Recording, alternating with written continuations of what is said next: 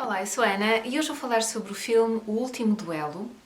Eu antes vou fazer uma maquilhagem, portanto eu vou colocar um marcador lá em baixo. Quem quiser saltar esta parte, salta diretamente para quando eu começar a falar do filme. Agora, em relação à maquilhagem, se ela não ficar bem, porque eu tenho muita dificuldade com a câmera e depois o foco e não sei o que é uma chatice, eu não a coloco. Portanto, é possível que isto salte neste momento daqui para a parte em que eu já estou maquilhada e a falar do filme. Mas eu vou tentar. Portanto, só se não ficar em grandes condições é que eu não coloco aqui. Ok, então eu vou começar por aproximar a câmera de mim. Eu, por acaso, eu podia pedir ajuda ao Luís com isto. Por acaso. Só que eu tenho preguiça. Ora bem, eu posso pôr, se calhar, o foco manual, porque assim ele não está sempre a saltar. A chatice do foco manual é que eu depois não me posso sair do sítio onde estou. Eu estou a focar aqui muito juntinho porque vou começar por por maquilhar os olhos. E é nessa parte que ele costuma desfocar. Portanto, pelo menos não vai fazer aquele barulho. Ouçam, se calhar não está mega focado. Ainda por cima estou a fazer isto sem óculos, bolas. Ok, eu acho que está. Portanto, eu vou tentar não mexer muito aqui e enquanto estiver a tratar dos olhos fica em foco manual. Depois, quando acabar os olhos, afasto a câmera e ponho em foco automático, porque, enfim, vocês estão muito próximos. Ai, meu Deus. Então, vamos lá. Eu vou começar por colocar o Urban Decay Primer and Potion nos olhos, meu favorito. Este é o original. Que já está assim... Epá, caramba. Que já está a acabar.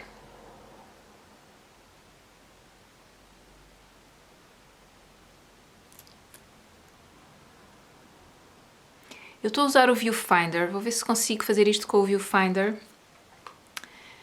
Então estou a olhar para o lado, não é? Porque a lente está aqui, o Viewfinder está aqui um bocadinho ao lado. Vou ver se evito usar espelho.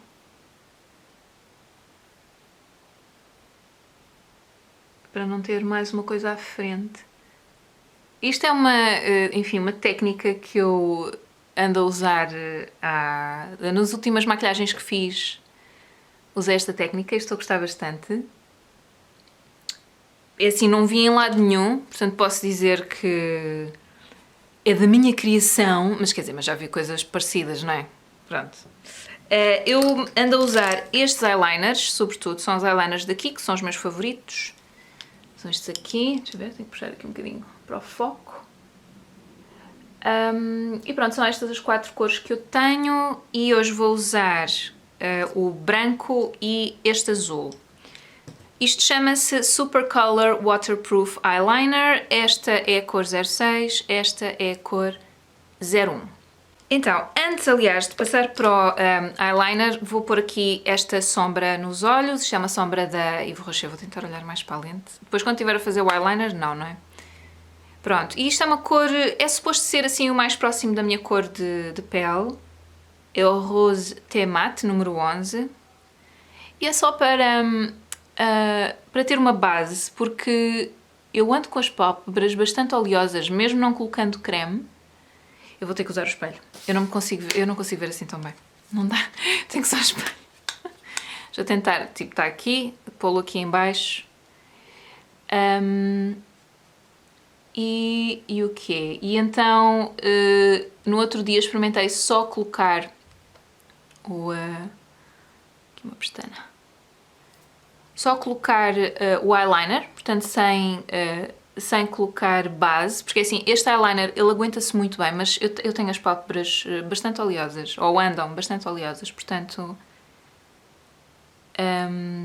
para a coisa realmente me durar o dia todo, e isto faz com que me dure o dia todo, tenho que usar base. Pronto, então esta é a base que eu faço nos meus olhos. Usei aqui um pincel da Real Techniques, este é o Medium Shadow Brush, gosto muito, tem assim um tamanho mesmo porreiro. E é muito fofinho. Pronto. Agora, vamos aqui à parte mais sensível. Vamos lá ver como é que eu faço isto. Eu já tentei fazer isto de várias maneiras diferentes e acho que finalmente descobri aquela que funciona melhor. A minha voz até falhou. Então, eu começo por... Nos dois olhos... Tenho que abrir... isto tem que se abanar. Este eyeliner tem que se agitar antes de usar. Então, bati no espelho. Ok, primeiro vou fazer a azita. Portanto, tenho que olhar, tenho aqui o espelho em baixo. Assim, até convém olhar um bocadinho em frente, olha lá.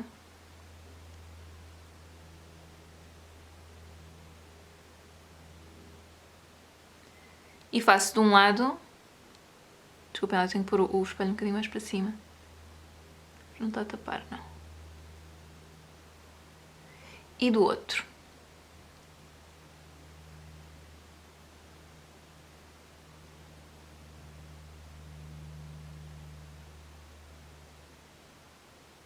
Portanto, eu acho que esta é uma técnica base, é olhar em frente o mais possível enquanto se está a fazer a asa. Já deu para perceber que elas não estão completamente simétricas, mas os meus olhos também não são simétricos, portanto, whatever. E depois o que eu faria, normalmente, era, ok, fiz a asa e depois com o eyeliner junto ao cantinho interior do olho. Só que como eu quero fazer um risco branco por cima, eu vou fazer isso, mas com o eyeliner branco e depois preencho o espaço que sobra com este eyeliner aqui. Vocês já vão ver o resultado final. Eu tentei fazer primeiro com a cor, portanto o eyeliner normalmente, com a cor a cheio e depois o branco por cima, mas é muito mais complicado. Portanto agora vou usar o branco. É muito mais complicado, tremo mais, estou mais nervosa porque tenho que acertar ali mesmo por cima do eyeliner que já está.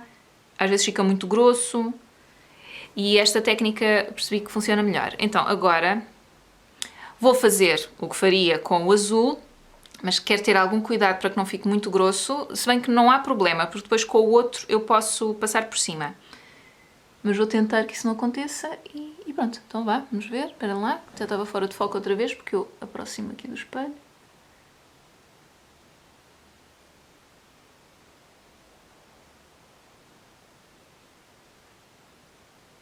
Ele já está um bocadinho mais grosso do que aquilo que eu queria, mas não faz mal.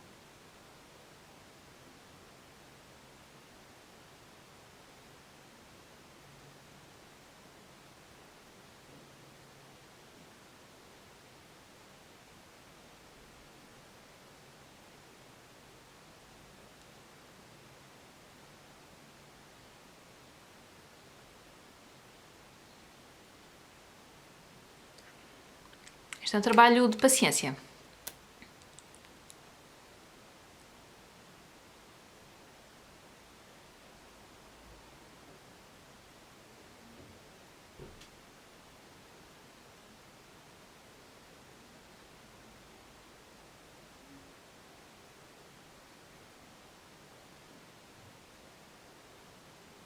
Ok, ele não está a deslizar super bem, mas...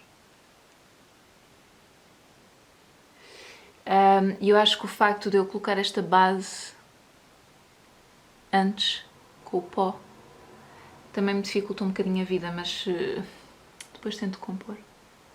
Mas eu também, eu estou um bocadinho mais nervosa a fazer isto aqui e não é o sítio mais confortável. Eu normalmente faço isto em pé, na casa de banho, pronto, tenho mais apoio. Sinto que é mais estável, mas pronto, estão a ver, não está... espera lá, não estão a ver porque isto está desfocado, não é?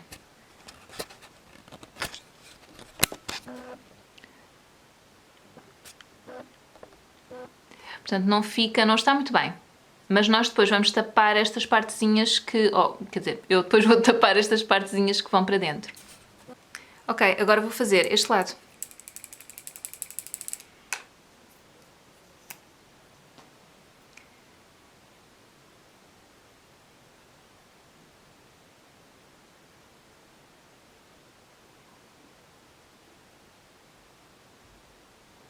Normalmente faço sempre o mesmo, que é primeiro começo neste canto, depois faço este canto e depois uno. Costumo fazer assim, só virar um bocadinho mais assim.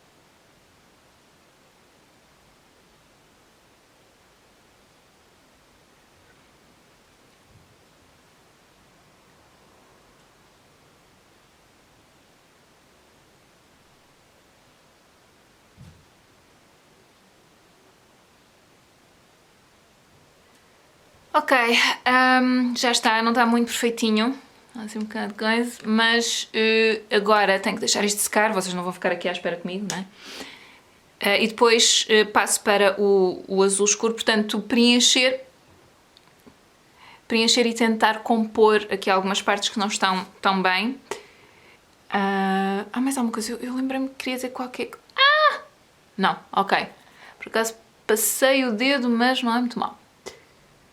Não trouxe, foi rímel. Pois, porque eu não tenho andado a usar com este visual, eu não tenho andado a usar rímel. Não sei porque não me apetece.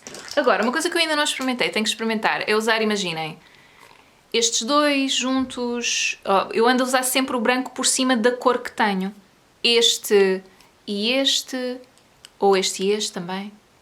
Bom, basicamente fazer as combinações com todos os que eu tenho. Com o mais claro por cima do mais escuro, que eu acho que é o que fica mais interessante. Mas ainda não experimentei, portanto, é uma questão também de experimentar. Vá, vou esperar aqui que isto seque, eu diria, sei lá, 2 minutinhos, acho que não é preciso tanto. Eu depois vou lá com o dedo ver se já secou, tipo, pressiono, deixa ver. Este já deve estar, que este foi o primeiro. E isto tem tendência para secar bastante rápido. Este já secou, eu nem vou mexer no outro e vou já tratar deste. Então, agora vou pegar novamente na cor azul e vou preencher este espaço que está a branco, desculpem, a pele, não é? Que está sem eyeliner, e tentar compor estas partes que não ficaram tão bem. Vamos lá ver.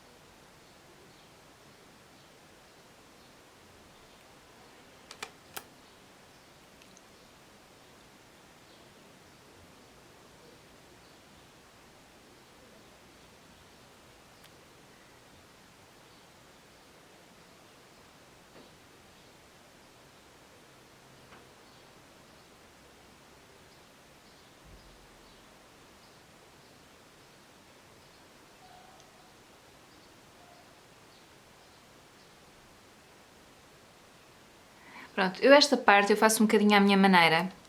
A única coisa que eu posso dizer, ou seja, eu não tenho assim muita técnica para vos dar.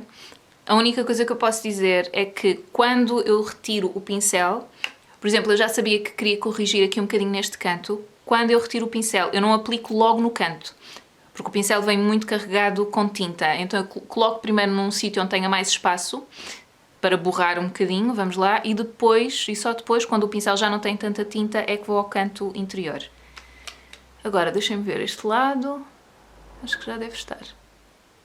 Ele seca rápido. Eu depois fico com os olhos assim um bocadinho, sabem, com as sobrancelhas para cima, que é para não colar, porque eu como tenho esta parte, a dobra vai para cima dos olhos, desculpem, da pálpebra móvel. Ok, agora vou fazer o mesmo deste lado, desculpem lá, ok.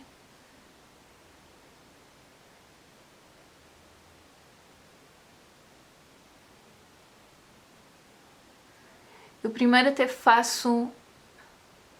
Não dá muito para falar enquanto estou a fazer isto. Portanto, eu primeiro até corrijo um bocadinho mais junto ao branco e depois é que vou preenchendo.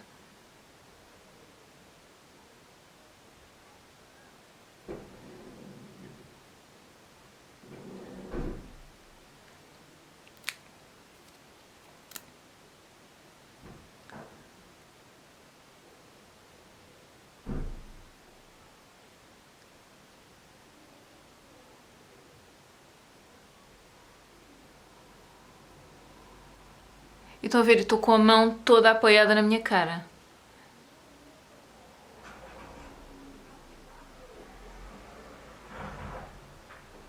Por isso é que não dá para falar enquanto estou a fazer isto. Mas eu não tenho... Eu tremo um bocadinho das mãos, ou quer dizer, não tenho aquela... Oi? Agora estou muito para trás. Meu Deus, a sério. É que eu por acaso estou a gostar de como isto está a ficar. Portanto, eu acho que vou publicar na mesma. Se vocês acharem que a gente... Oh, Ana, não vale a pena. É muito irritante. Digam-me. E eu faço um esforço maior por falar com o Luís para ver se ele me dá orientações de como é que eu posso filmar isto melhor. Que ele há de me poder ajudar. Só que quando eu vou filmar isto, ele normalmente está a dormir. Então...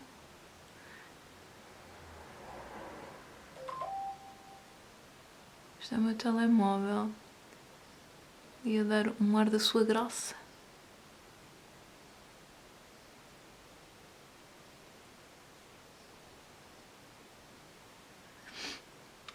E pronto, normalmente eu deixo assim, não costumo retocar com o branco. Vejo aqui, por acaso estou a ver aqui uma coisa que gostava de fazer com o branco. Acabo de dizer isto e vou-me contrariar completamente. Que é neste canto aqui. Está bastante mais fininho do que aqui. Então era só um retoquezito. Às vezes é com estes perfeccionismos que uma pessoa estraga tudo, não é? Mas pronto. Então eu vou tirar o pincel, mas vou limpar bem. Aliás, eu às vezes depois vou até buscar aqui, nesta parte do tubo. Mas vou limpar bem agora, que é para tentar não estragar. Deixa eu secar aqui só um bocadinho.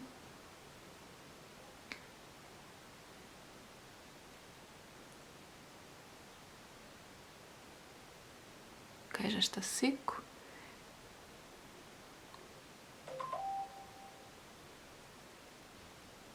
Pronto, já está. Era só isto. E vou só tirar ali o som do telemóvel, que... Minha nossa! A sério, eu juro-vos, a minha vida é muito monótona, mas assim, de repente, nestas alturas é quando acontece tudo. Pronto, vou pôr aqui o foco automático outra vez. Ok, e fica assim. Pronto, eu agora estou com isto um bocadinho para cima, as sobrancelhas para cima para ver se isto seca, porque depois começo-me a rir e não sei o quê e vai tudo para todo lado. E pronto, é assim, mas isto seca bastante rápido mesmo assim. Fica assim. Vou ver.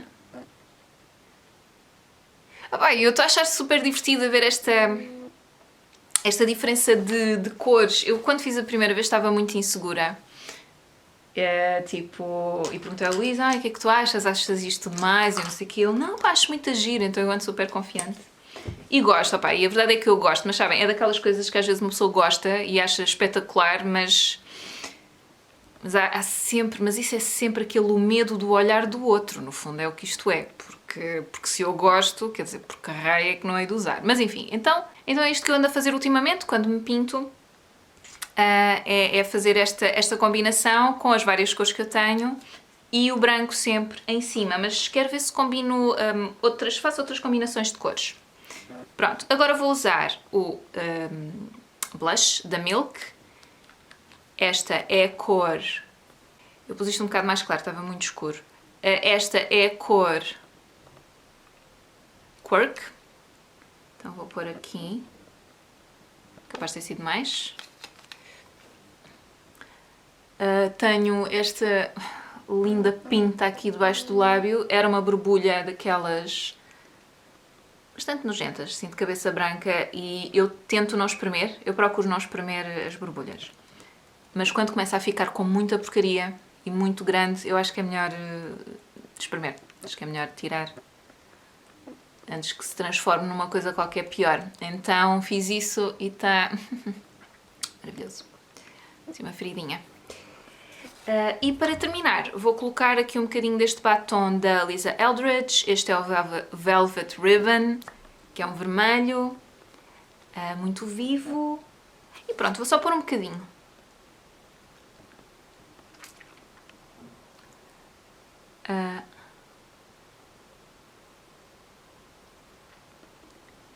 Até está um bocadinho demais. Eu até queria que fosse um bocadinho mais discreto. Como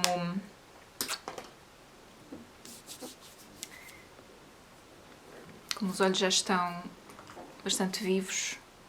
Mas pronto, acho que assim está bem. Pronto, é isto. Espero que tenham gostado. É super simples, não ponho o rímel, nem sempre, e sobrancelhas também não. Pronto, eu é conforme, sinceramente. Eu não tenho assim uma rotina tipo... E, aliás, e nem me pinto todos os dias.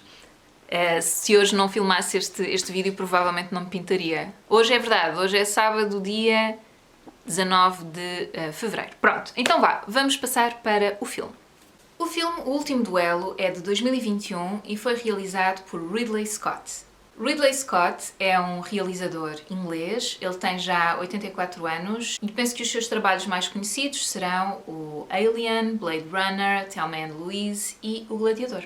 O argumento deste filme é de Nicole, e eu aqui tenho que ver, desculpem, como sempre, computador aqui, em cima da tábua de passar a ferro. Tenho que ver o apelido desta senhora porque é complicado. Holofcener. Então, o argumento é de Nicole Holofcener, mas também de Ben Affleck e Matt Damon, que são dois atores bastante conhecidos e que também entram no filme. Matt Damon com um dos papéis principais. O argumento em si é baseado num livro de 2004 de um escritor, Eric Jaffer. Eric Jagger escreveu então o livro O Último Duelo, uma história real de julgamento por combate na França medieval, isto é uma tradução livre, em que ele acede a registros históricos onde encontra este que foi um dos últimos duelos, ou um dos últimos julgamentos por combate que aconteceram em França, isto no século XIV, portanto estamos a falar em 1386. Ele encontra estes registros e faz o livro, pronto, em que se vai basear, portanto, o filme. Eric Jagger é um crítico literário e especialista em literatura medieval. Então, quando o filme começa, Jean Le Carrouge e Jacques Legris, dois cavaleiros franceses, estão em algum sítio, agora não me lembro onde, à espera para entrar em combate. Eu acho que era contra os ingleses, não era? Que horror, já não me lembro. Enfim, mas eles estão prontos para entrar em combate, eles são colegas de profissão, vamos lá, mas não só. Jean Le Carrouge, neste filme, eu não sei se na realidade isso aconteceu, salva a vida a Jacques Legris. Portanto, Jean Le Carrouge, que é interpretado por Matt Damon, é um homem assim um bocado abrutalhado, mas talhado para o combate. Portanto, ele vibra com aquilo e gosta de fazer, e também é uma questão de honra, e está a servir a França, etc. Eu penso que ele seria um nobre, até porque na lista de créditos aparece, isto já não me lembrava sinceramente, mas é Sir, que em francês não era Sir, mas Jean Le Carrouge. Portanto, ele seria um nobre. E ele tinha propriedades, tinha terras em França, e é isso, e parece assim um homem talhado para a batalha. Jacques Legris, que é interpretado por Adam Driver, também sim, é um cavaleiro, é um combatente, etc. Mas não parece estar muito ao nível do Jean Le Carrouge, por acaso. Acho isso desde o início do filme. Eu acho que tem que ser um tipo de pessoa muito especial para fazer algumas coisas. E também, não é? Enfim, mas isso é uma consideração que não interessa muito e pronto, e foi uma impressão que me ficou do filme. E o filme começa aqui, começa nesta batalha, eles são muito amigos e depois de repente a história parece andar muito rapidamente. Eles voltam para a França, chateiam-se um com o outro, porque o Jacques Legris torna-se muito amigo do Conde Pierre, d'Alençon, muito amigo do Conde Pierre d'Alençon, que é interpretado por Ben Affleck. Este conde é o regente local da região onde eles habitam, não é? Portanto, ele, tornando-se amigo do Jacques, começa a favorecê-lo, do Jacques Legris. E começa a dar-lhe algumas terras e não sei o quê. O Jean de Carrouge começa, já nem me lembro muito bem como, mas começa a perder outras terras também. O Jacques Legris é que vai ficando com elas. Aliás, o Jacques Legris, a dada altura, é uma espécie de cobrador de impostos. Sim, e vai cobrar os impostos ao Jean Le Carrouge, que na altura não tem dinheiro para lhe pagar. Enfim, então cria-se ali uma dinâmica, não é? Eles que eram tão amigos quando o filme começa, quando a história começa, cria-se ali uma dinâmica de uma certa subserviência, se bem que parece que o Jacques Legris gosta genuinamente do Jean Le Carrouge, até porque ele ter-lhe-á salva-vida, não é? Ou ter-lhe-á salvado a vida. E então é uma relação que neste momento está um bocado constrangida. O Jean Le Carrouge está... O Jean de Carrouge, é de Carrouge, eu tenho dito Le Carrouge, desculpem lá. É o Jean de Carrouge. Está chateado com a situação, começa a levar-lhe a mal, começa a achar que o Jacques Legris está a fazer de propósito para lhe tirar as terras, que é um oportunista. E entretanto há o pico desta história, que é quando a mulher dele lhe diz que foi violada por Jacques Legris. E pronto, é por este motivo que se chega a esse tal duelo mortal. Esta primeira parte, porque isto é um primeiro ato, no fundo, do filme, eu não sabia, assim, eu não sabia bem ao que ia, eu sabia qual era a história, porque eu já tinha visto o trailer, portanto sabia que uma mulher era violada e depois acusava o homem, e depois era um... Ele diz isto, ela diz aquilo e tal, como é que vamos provar? Portanto, eu sabia que era uma coisa desse género e que era o marido dela a lutar contra o acusado de violação, mas não sabia mais nada. Pronto. Então, eu não sabia que este filme estava dividido por atos. No fundo, que são 3 pontos de vista sobre exatamente a mesma história. Então, nós começamos com o ponto de vista do Jean de Carrouge. Mas eu sinto que a história está a andar tão rápido que eu pensei, pá, bolas, mas... que seca, e comecei-me a desinteressar. Quando aparece o segundo ato, que é pela visão, e eles fazem essa separação. Não fazem? Eu acho que eles fazem essa separação. Agora, eu não me lembrei de ter visto logo no início. Sei lá, porque eu tenho a ideia que eles fazem a separação de género do ponto de vista de tal, do ponto de vista de tal, ou segundo Jean de Carrouge, segundo... Eu tenho essa ideia, mas lá está, eu já vi este filme há uns meses. Eu queria gravar um vídeo hoje, eu sei que gostei do filme, mas não gravei nada na altura, não tirei apontamentos. E então, agora este fim de semana, quando decidi sobre o que é que eu vou filmar, porque eu ainda não acabei de ler nenhum livro, etc., lembrei-me deste filme, vou falar deste filme que gostei dele, só que há pormenores de que eu não me recordo muito bem, ok? Portanto, desculpem-me se eu me estiver aqui com estas questões mais objetivas, se eu me estiver aqui a baralhar um bocado. Mas eu tenho a ideia que eles depois fazem essa separação. E quando aparece o ponto de vista do Jacques Legris, eu de repente acordo para a vida e eu assim, espera lá, eles vão mostrar o ponto de vista de cada um. E eu interesso-me imenso sobre esta questão dos pontos de vista. Porque eu acho que realmente o nosso ponto de vista está cheio de muitos preconceitos, muita emoção, emotividade. Acho que o meu ponto de vista é real, sim, mas provavelmente não é verdadeiro, portanto há sempre, e sobretudo nestas questões de grande tensão, será que ele me está a roubar as terras? Ele anda a falar mal de mim ao Conde, por isso é que o Conde não gosta de mim, porque aliás acontece isso, o Conde não gosta muito do Jean de Carrouge, portanto ele não só favorece Jacques Legris, como ainda por cima desfavorece o Jean de Carrouge. Portanto, nestas situações de grande tensão e não sei o quê, é útil ter presente que o nosso ponto de vista pode estar errado. É uma possibilidade, mas tipo, calma, não é? E então, quando há quando fazem isto nos filmes ou nas séries, em que exatamente, portanto, interpretam exatamente as mesmas cenas, mas de um ponto de vista diferente, eu acho fascinante, acho sempre muito interessante. Então acordei e de repente estava a ver o ponto de vista de Jacques Legris. Como é que foi, como é que era a relação entre os dois amigos, exatamente, como é que aconteceu quando eles começaram a chatear um com o outro, e a situação da violação da mulher de Jean de Carrouge. E eu pensei, bom, é bom que eles me mostrem o ponto de vista da mulher, senão eu vou ficar um bocado enervada com isto, porque assim, estes filmes ainda por cima da época medieval e não sei o quê, são muito masculinos, não é? Porque para já não há registros praticamente nenhuns de mulheres. Registros de testemunhos de mulheres ou em que fosse relatada a vida das mulheres, isso não era considerado importante porque a mulher era considerada de segunda categoria.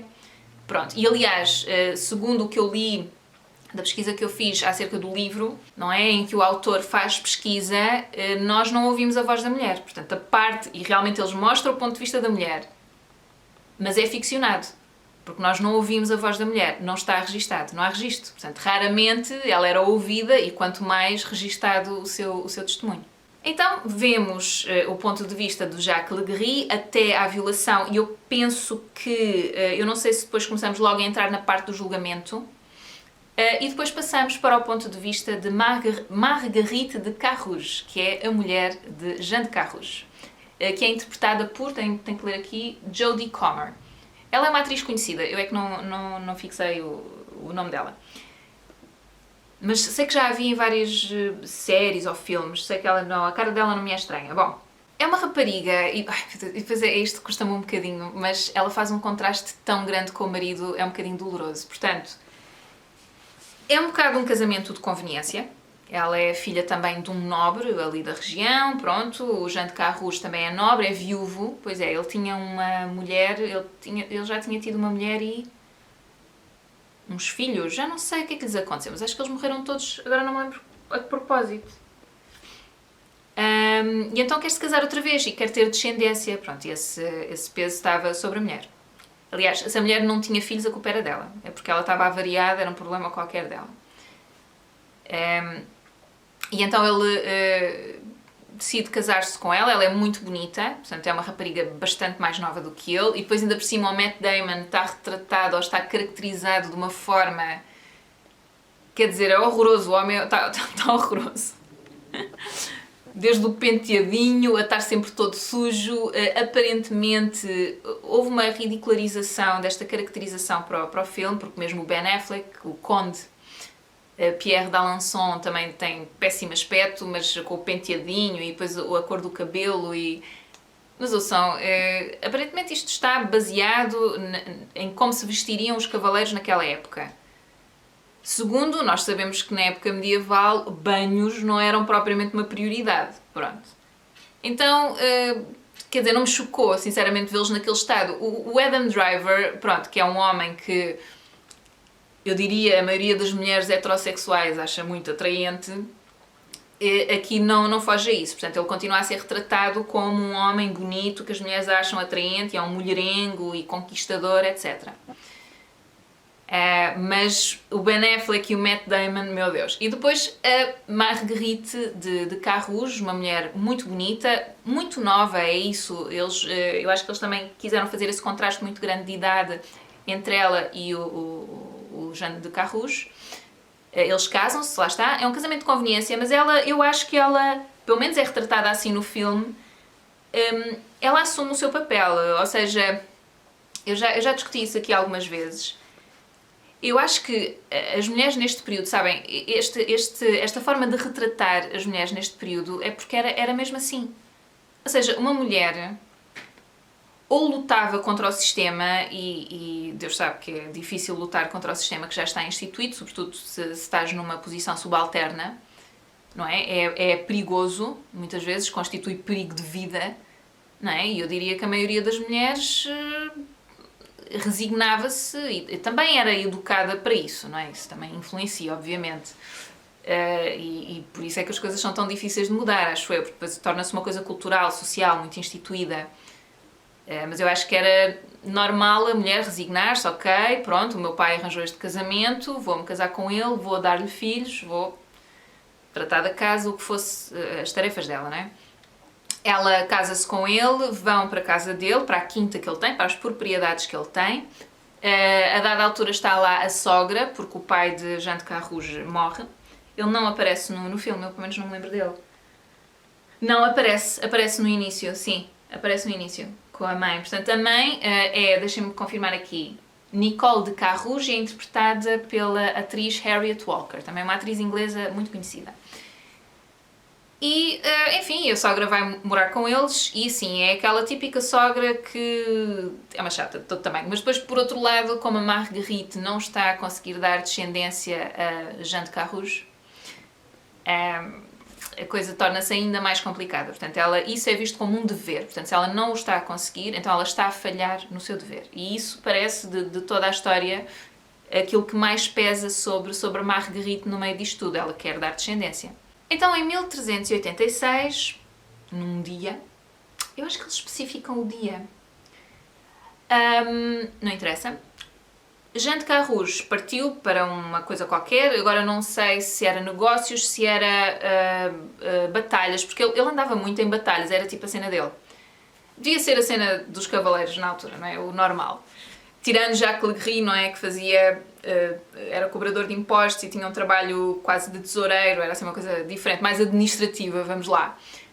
Então ele parte, vai lá para uma cena qualquer dele, a sogra decide sair para tratar de umas coisas em Paris, não se esqueçam, estamos em França, Eu às vezes eu digo isto só porque todos os atores, quer dizer, eu acho que nenhum dos atores era francês, e isto é uma coisa que me mete alguma impressão, mas tudo bem, nada contra. Então, a sogra parte para Paris e decide levar os criados todos, não sei por carga d'água, mas decide levar os criados todos. Então fica a Marguerite sozinha em casa. No filme, Jacques Legris aparece com o seu... como é que se chama? É valete? É tipo o seu assistente, o seu... isso tem um nome. E enganando-a, ela deixa-os entrar em casa, mas ela é enganada para os deixar entrar em casa, porque ela estava lá toda trancada, não é? Estamos a falar de, enfim, uma casa tipo castelo da época medieval, é uma coisa muito fortificada. Ela deixa-os entrar e, eventualmente, é violada por Jacques Legris. Isso nunca está em xeque. Portanto, não é spoiler. Isso nunca é uma dúvida. Ok? Seja por que ponto de vista for, é claro que no caso do Jean de Carrouges ele não tem isso na sua memória, porque ele não viu, obviamente, mas quando nós vemos o ponto de vista do Jacques Legris e o ponto de vista da Marguerite, é sempre uma violação. Pelo menos na minha visão nunca é diferente. E isso é bastante chocante, porque quando eu vejo o ponto de vista do Jacques Legris, eu penso, bom, ele já viu que aquele olhar que ela lhe fez é porque o deseja, que aquele não sei o quê é porque está apaixonada, porque Portanto, ele tem esse ponto de vista. É claro que o ponto de vista dele da violação é que não foi uma violação. É que ela até pediu ou qualquer coisa, mas não. Então isso é muito impressionante. Mas achei inteligente, porque é óbvio que a visão dos homens naquela altura de como uma mulher... daquilo para que servia uma mulher, sabem? E de como ela era vista, como era percepcionada. Sabem que a pena, aparentemente, nesta altura, na época medieval, para violação, era muito pesada, era a morte. Para o homem que violasse, era a morte. O problema era que a mulher era muitas vezes desacreditada, não era ouvida, corria riscos, porque se ela não conseguisse provar, ou se alguém viesse dizer que era mentira, ela é que era morta. Então as mulheres muitas vezes escolhiam não denunciar. Não é? Porque, quer dizer, se a opinião dela já era tão desvalorizada, se já corriam tantos riscos, quer dizer, se calhar mais valia viver com essa dor do que morrer. Mas, então, não é assim tão estranho, na verdade, que eles retratem o ponto de vista dele como uma violação, efetivamente. Apesar dele achar que ela o achava muito atraente, continuou a ser uma violação. Portanto, não há aqui dúvidas nisso. Enfim, este filme é muito impressionante nesse aspecto, e o facto deles retratarem duas vezes a mesma violação é muito doloroso, e mesmo o Luís também estava muito incomodado, porque é um ato muito violento. É um ato muito violento. É a transformar uma coisa que é muito íntima, sabem, em algo porco, violento, asqueroso, sei lá, estão-me a faltar aqui adjetivos, porque acho que nem há nenhum adjetivo que consiga qualificar uma coisa dessas. Eu não... para mim, quer dizer, há muitos crimes hediondos neste mundo, pronto, infelizmente. Para mim, a violação é um deles, sem dúvida. Então, essa parte gostou bastante. Mas a Marguerite não se deixa ficar. Portanto, ela corre riscos, mesmo até a contar ao marido. Porque o marido podia achar que ela é que se ofereceu, que ela é uma oferecida, ainda por cima foi o rival dele, que ela está a mentir. Qualquer coisa. É claro que, pronto, ele como já está um bocadinho sugestionado, já não curte muito o Jacques Legris, se calhar até pensou, olha, pronto, é agora que eu o vou lixar, mas há ali aquela coisa da honra masculina, que é uma coisa completamente tóxica, que também faz mal aos homens, não é? Que é, enfim, como ela sendo um objeto dele, não é? Ou sendo propriedade dele, não é? Houve alguém que usou da sua propriedade, portanto, depois também há esse ponto de vista complicado. Então ela arrisca-se um bocado a contar ao marido. É muito interessante o ponto de vista dele, do Jean de Carrouges, comparado com o ponto de vista da Marguerite de Carrouges, da mulher dele, de quando ela lhe conta. Porque é muito diferente. A memória que ele tem desse momento da memória que ela tem desse momento. Então, ela conta-lhe. Ele pergunta-lhe, não é? Mas tem certeza? E vai fazer queixa ao conde Pierre d'Alençon. Dizer, epá, passou-se isto assim, o que é que vais fazer? Só que como o conde Pierre d'Alençon é muito amigo do Jacques Legris, não é? Tem aquela parcialidade pelo Jacques Legris, decide desvalorizar aquilo que a Marguerite de Carrouge diz. Ele diz, ela imaginou isso, é fantasias de mulher, sabes que as mulheres são assim um bocado... Então, esquece, não, isso não é importante. Jean de Carrouge fica furioso e decide ir a Paris ter com o rei, portanto, nesta altura, que era o rei Carlos VI. E faz exatamente a mesma queixa. Olha, passou-se isto assim, como é que é? Ok, desculpem lá, entretanto tive que passar vídeos aqui para o computador porque o cartão ficou cheio. Ok, então, onde é que eu estava? Estava a dizer que não havia provas, pronto. Não havia provas da violação, não é? Portanto, Jean de Carrouge vai então a Paris, quando o conde lhe diz, basicamente, vai dar uma volta, não me chateis, vai a Paris, vai ter com o rei Carlos VI, relata-lhe na mesma o que aconteceu e, como não há provas, eles vão ao julgamento a tentar averiguar o que terá acontecido. Na impossibilidade de se chegar a uma conclusão, porque isto foi um bocado um diz que disse, resolvem decidir isto por combate, portanto, um julgamento por combate. Portanto, acreditava-se nesta altura que Deus faria essa seleção. Portanto, aquele que ganhasse era o que estava correto. Aquele que matasse o outro, isto era um combate até à morte, portanto, aquele que matasse o outro era o que estava inocente e o que morria era o culpado. Maravilhoso. Desculpem. Mas pronto, era nisso que se acreditava na altura, portanto é o que é. Por isso é que eu não acredito muito, quando se começa a ir por esta coisa do Deus, Deus castiga, Deus recompensa, quando vamos por aí, isto é um bocado perigoso, mas tudo bem. E outra coisa, imaginem que eles indo a combate, eu não vos vou dizer quem é que ganhou, ok? Mas imaginemos que eles indo a combate, o Jean de Carrouge perdia, a mulher dele também era morta.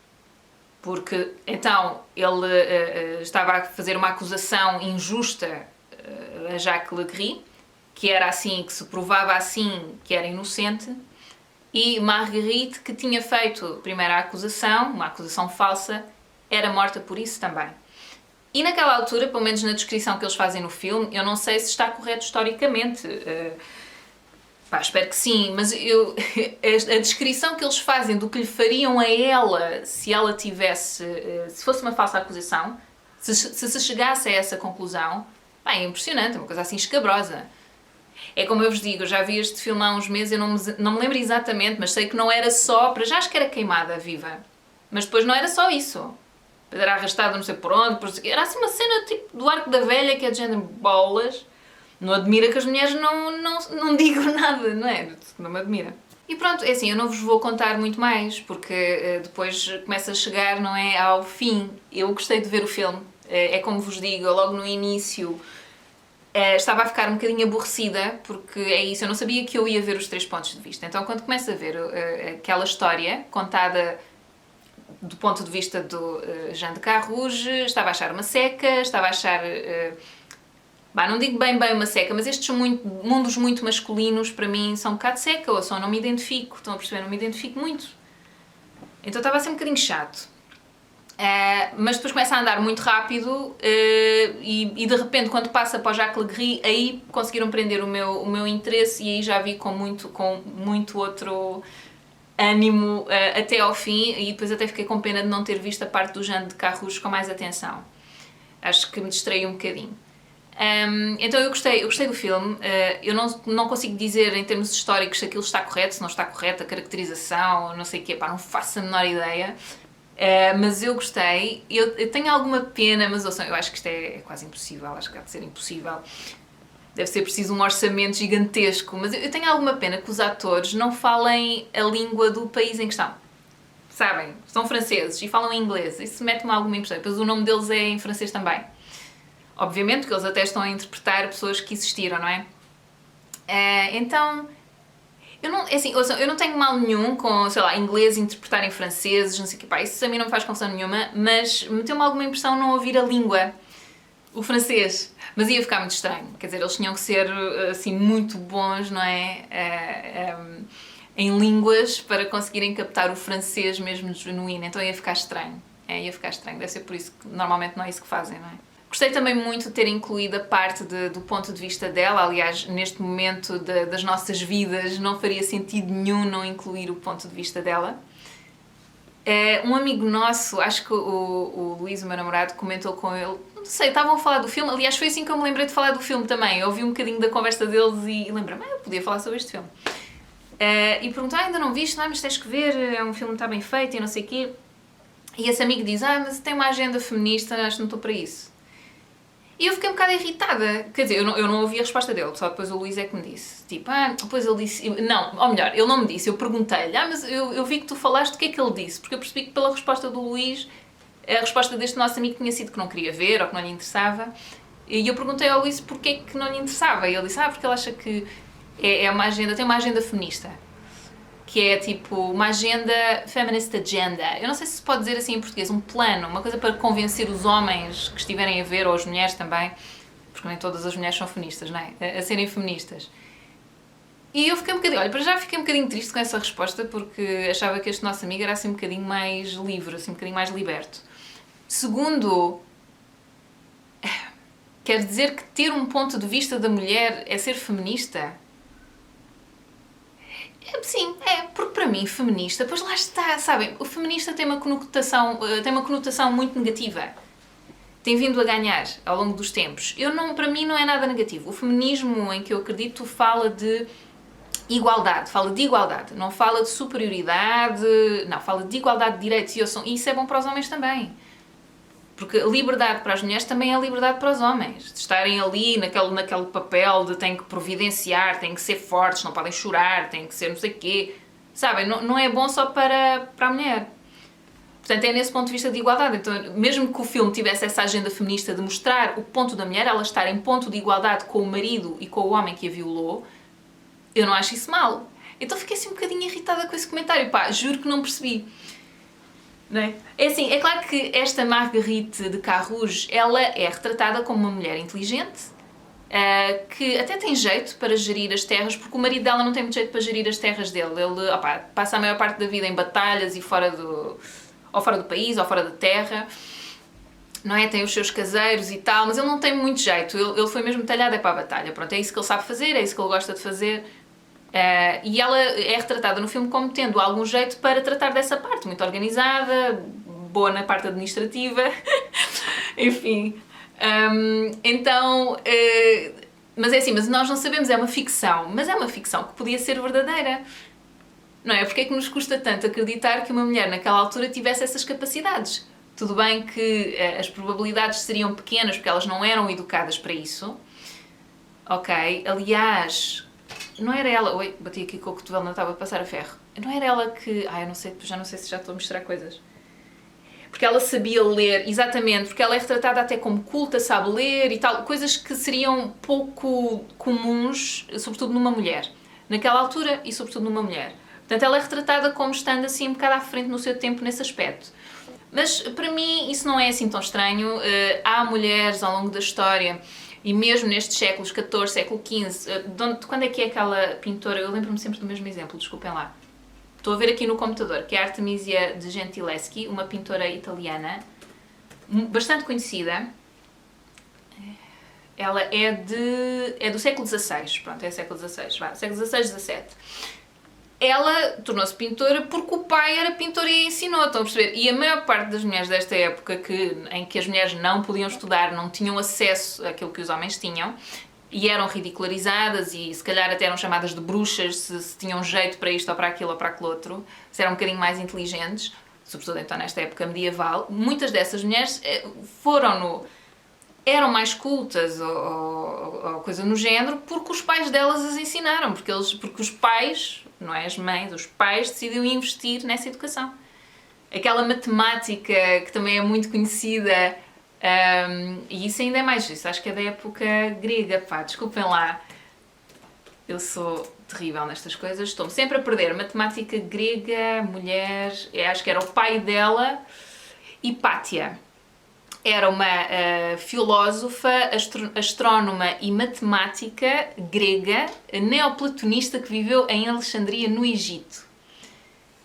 E, se eu não me engano, ela foi ensinada pelo seu pai, que também era matemático. Deixa-me ver se diz aqui.